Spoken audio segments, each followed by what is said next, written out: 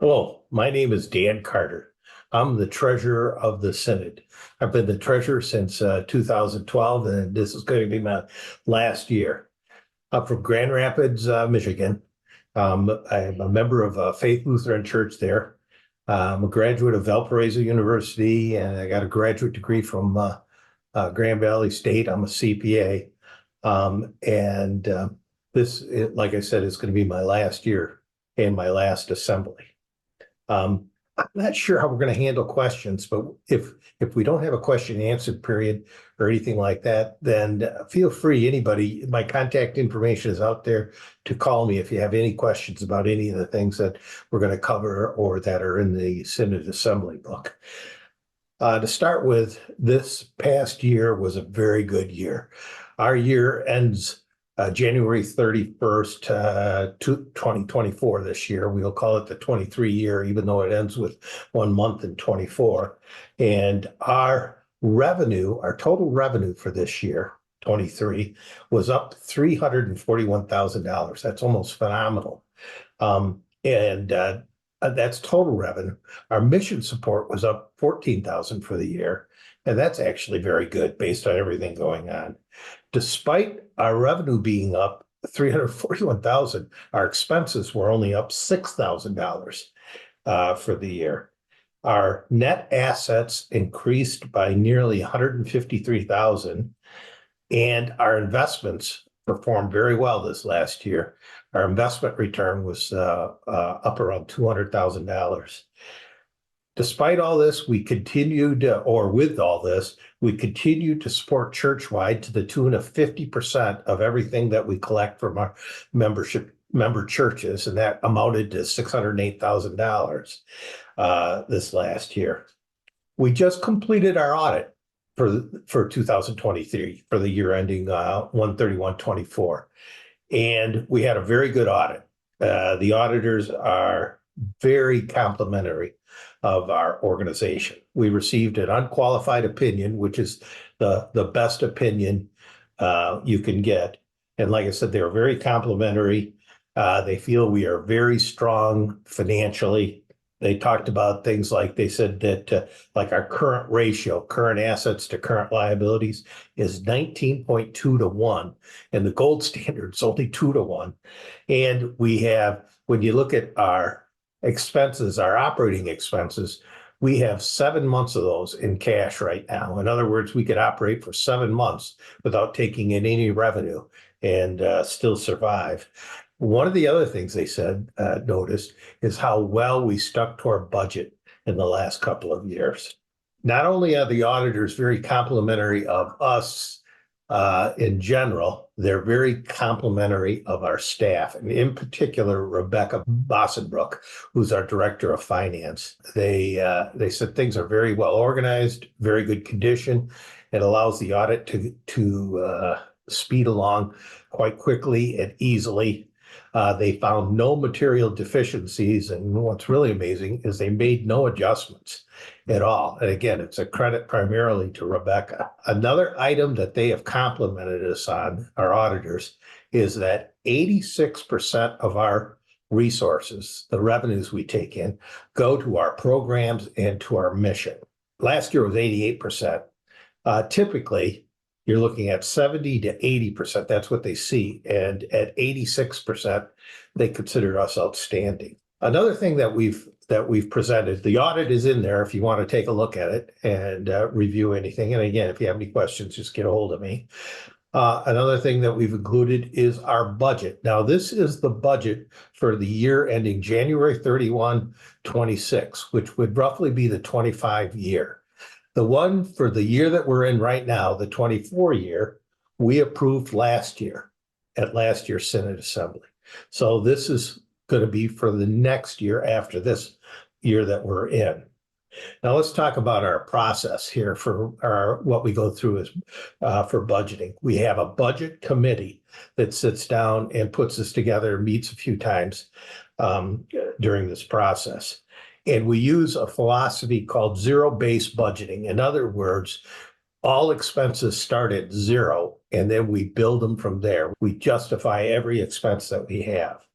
We also look at our historical results. We used to be out 6, 7 years. I think we're 3, 4 years now, but we look for trends. And it's been surprising. So once we started this, the different trends that have popped up, and we said, hey, what's going on here? And it impacted our operations and our budget into the future years. Our budget also reflects the strategy that the synod is going to have, the strategy that's developed by the bishop and the assistant bishops. What's the plans and the goals for the year? What do we want to accomplish? And what do we want to emphasize? And then finally, one of the other factors in our budget is input. We get all kinds of input from other organizations, tables, agencies, committees, people that we support, staff. Now, people make requests as to what they'd like to see in our budget. Doesn't mean that's what we're going to be able to give them, but it is a guide for us as we put this together. And then finally, the final cross check that we have, or check and balance, is the budget is initially presented to Synod Council, and they go and they have their input in it. And quite often we've made changes based on their input. So this is the budget that we have. Understand that one of our goals here as we budget is to end up having a good fund balance. And by a good fund balance, we want 15% of annual expenses as a minimum fund balance. Right now, we're well over that. The last 3 to 4 years, we've done very well financially, and we've exceeded budget. And so our fund balance is high. So when you look at this budget, you're going to see that we're actually budgeting to a deficit. And the reason is to spend down some of that fund balance increase we've had over the last few years. And my final point here is you will vote to either approve or disapprove, hopefully to approve this budget. In summary, this is my last assembly. Like I said, this is going to be the last year. I think I'll be done in August of 24 here. And I guess, in summary, I would say, hey, we're in really good financial condition. And we have been in good financial condition for a number of years now. The auditors confirm this. I sit on other nonprofits and boards, and I sit on other and work with other companies. I can see it too. We are strong financially, and we're very fortunate. Another thing I see is we have a very good staff. And again, the auditors support this. And my experience supports this too. I've been really lucky. In the 12 years that I've been doing this, I've had Rebecca and Margie as the chief accounting people, and they just have done a very good job. And I've been very lucky with the leadership that we have right now. Bishop Satterley, David Sprang, Chrissy Bright, so forth. Very good leadership. And finally, we need your financial support. In the past, our member churches have done a great job to support us. And we're going to continue to need that going forward. As I said, and I've said in the past, feel free to contact me if you have any questions or issues, anything related to the Synod financially. I've also, over the years, have had churches call me about their own financial problems or issues that they wanted to go, or systems that they wanted to talk to me about, or tax questions. And I've even had individuals within the Synod that have contacted me, and that's fine too. If you've got an issue or something, feel free to reach out to me, and all my contact information is available. In conclusion, I'd like to say, after 12 years or 11 years right now, thank you. Been just a great experience. I've enjoyed it thoroughly here, and actually this 12 years has just sped right by. I'm lucky.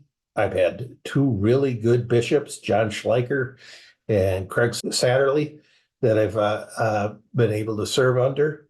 I'm also lucky with the council members that we've had. We've had some just excellent council members, very concerned about the organization, great council leadership with Sandy. And again, I've been very fortunate to serve with these people. And then finally, I know Dennis Smith is probably out there someplace, and thank him.